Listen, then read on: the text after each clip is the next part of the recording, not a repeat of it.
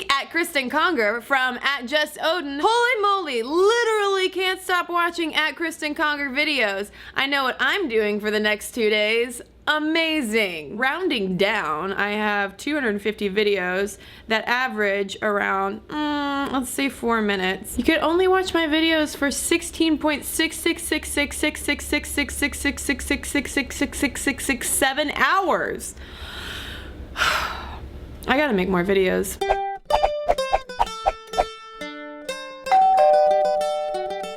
This week on Stuff Mom Never Told You, I officially kicked off the video mini-series on productivity and focus with the motivation mindset. So be sure to watch that if you haven't already. Then I answered a viewer question about why we call those romantic infatuations crushes. And the answer is far more entertaining than I expected. And then yesterday on the show, I made a pie and talked about why it's okay that people don't like you. And by you, I mean me, because it's really like a personal journey I'm going through. Now to Ask Cristen. First of all, thanks to everybody who commented on last week's Ask Cristen video, how to avoid burnout. A lot of you offered some really great tips. Emma Lindvall, who writes, also a good tip, I have Asperger's and it's very common for people with Asperger's to feel stressed out easily and get overwhelmed. Something my occupational therapist taught me is to actually plan into my calendar activities that give me energy and that help me relax. So think about what gives you energy. Are you an extrovert or an introvert?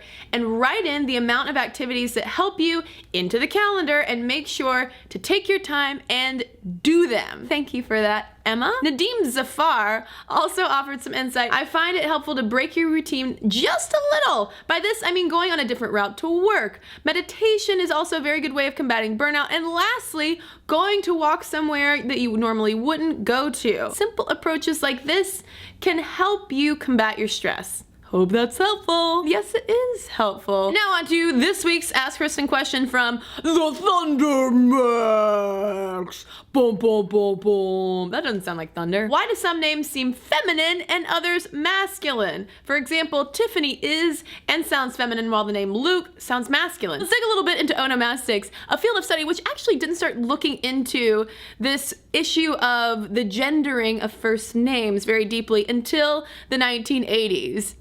In case you were wondering.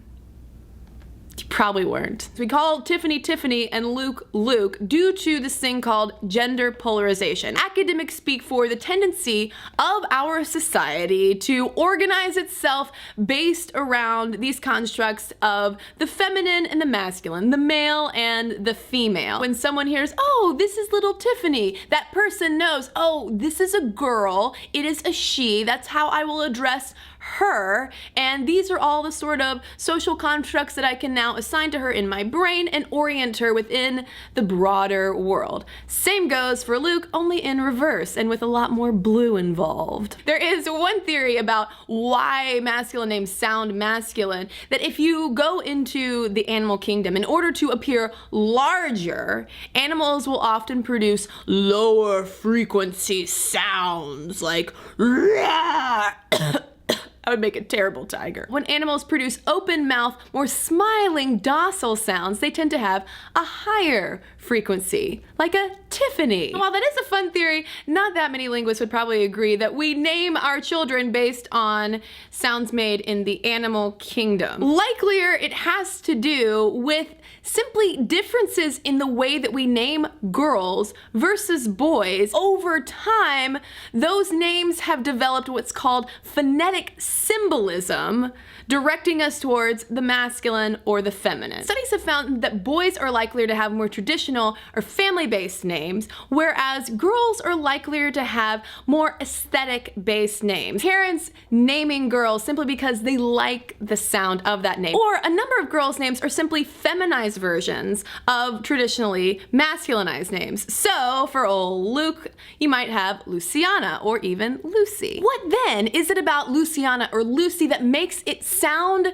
to our ears more feminine? Turns out that girls' names tend to have more syllables, and in an open syllable, like a Luciana, have the emphasis not placed on the first syllable. To test this theory of the structural differences in feminine versus masculine assigned names, a pair of researchers in 1995 came up with something called the phonetic gender score. It was pretty reliable. My name is Kristen, and to me it doesn't actually sound all that feminine. When I ran my name through the phonetic gender score, I got a -2, which is a little bit more on the masculine side. Surprise, surprise. But there isn't anything intrinsically feminine or masculine about those names themselves. It's simply the gender that we over time have assigned to them. Some linguistic scholars might argue that the gendering of our names is eroding a little bit with the rise of more unisex names,